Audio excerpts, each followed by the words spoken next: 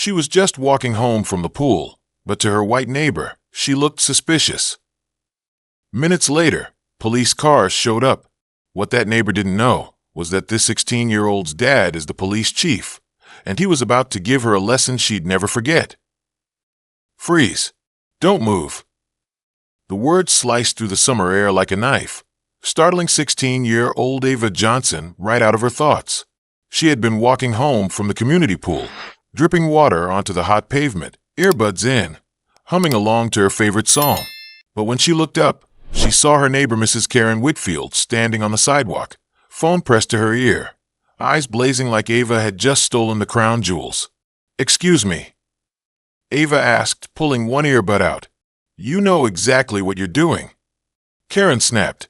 "I've never seen you on this street before, and you're trespassing." Ava blinked. "I live here. 2 houses down. You've seen me before. Multiple times." Karen smirked, that smug, "I know better than you look," and turned slightly away, speaking into the phone. "Yes, I'm reporting a suspicious individual, young black female, mid-teens, wandering the neighborhood, possibly casing houses." Ava felt her stomach drop. She knew what was happening. She'd seen it on the news. She'd heard stories from her friends, and now it was her turn. A neighbor calling the cops on her for existing. Her heart pounded, not because she was guilty, but because she knew how quickly situations like this could turn dangerous. Within 5 minutes, the sound of sirens filled the street. A patrol car rolled up, lights flashing. Ava stood frozen on the sidewalk, her pool towel wrapped around her shoulders like a shield. 2 officers stepped out, one tall and broad-shouldered, the other younger, still with that rookie energy. The tall officer approached slowly. "Ma'am, can I talk to you?" Karen rushed forward before Ava could say a word. "Officers, thank you. I caught her wandering around. I think she's trying to break into one of the houses." Ava finally found her voice. "That's not true. I live here. 2 houses down." Karen crossed her arms. "Uh-huh. I've never seen you here. And you don't look like the kind of person who lives in this neighborhood." The rookie's eyes darted between Ava and Karen. "Do you have ID?" he asked Ava. Ava swallowed. She had her phone, but not her wallet. "I was at the pool. I didn't bring it, but I can show you my house. My dad's inside." Karen snorted. "Sure, sweetheart. And I suppose your dad's the mayor, too." The tall officer gave Ava a careful look, as if trying to gauge whether she was lying. Ava's palms were sweaty, her throat dry, but she forced herself to speak calmly. "Please, just walk with me 2 houses down. You'll see."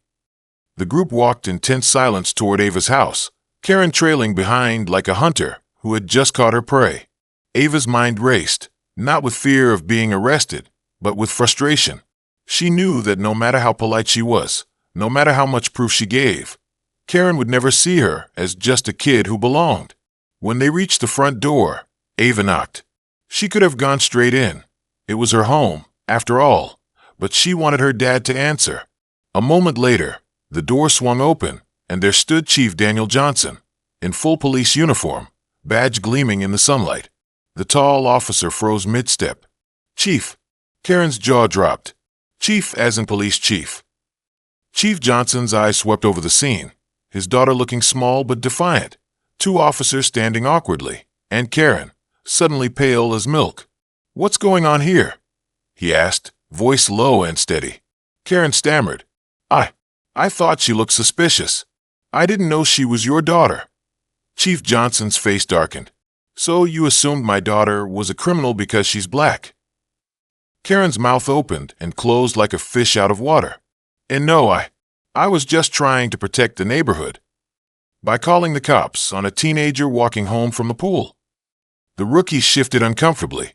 The tall officer muttered, "We'll head out, Chief." After the officers left, Karen stood awkwardly in the driveway, clearly hoping for some way to smooth things over. Chief Johnson crossed his arms. "Karen, you've lived here for over 10 years. My daughter has lived here her entire life. You've seen her grow up, and yet you claim you've never seen her before." Karen avoided his gaze. I just didn't recognize her today." Ava finally spoke. "You didn't recognize me because you weren't looking at me. You saw what you wanted to see, a threat. Karen's lips tightened, but she said nothing. Chief Johnson shook his head.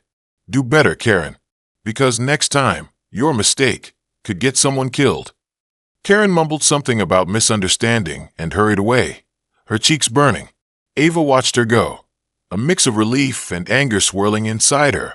That night, Chief Johnson sat with Ava at the kitchen table. I'm proud of you, he said. You stayed calm, but I'm sorry you had to go through that. Ava shrugged. It's not the first time someone's judged me for how I look, but at least this time, they had to face the truth. Word spread fast in the neighborhood. Some neighbors came by to apologize, saying they'd never realized how often Ava dealt with that kind of suspicion. Others stayed quiet, either embarrassed or unwilling to admit Karen had crossed a line. A week later, the community association held a meeting about neighborhood safety.